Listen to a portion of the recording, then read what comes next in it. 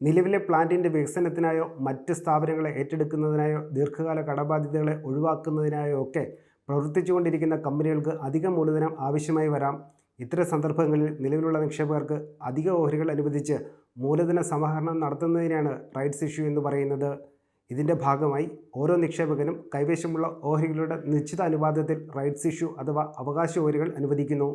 ഉദാഹരണത്തിന് 1:1 അനുപാതത്തിൽ rights issue നടക്കുന്നു. എന്നാൽ നിക്ഷേപകൻ്റെ പക്കലുള്ള ഓരോ ഓഹരിക്കും വീതം അധികമായി ഒരു അവകാശ ഓഹരി കൂടി ലഭിക്കുമെന്ന് ചുരുക്കം.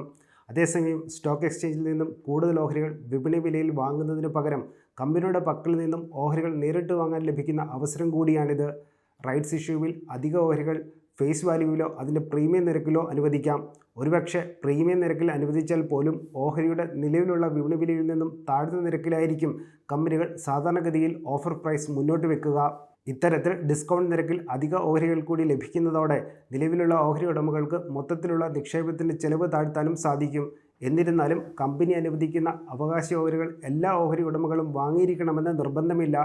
കമ്പനി ഫണ്ട് സ്വരൂപണത്തിനായി മുന്നോട്ട് വെക്കുന്ന ആശയത്തോട് താൽപ്പര്യവും യോജിപ്പും ഉണ്ടെങ്കിൽ മാത്രം റൈറ്റ്സ് ഇഷ്യൂവിൽ നിലവിലെ ഓഹരി ഉടമകൾ പങ്കെടുത്താൽ മതിയാകും.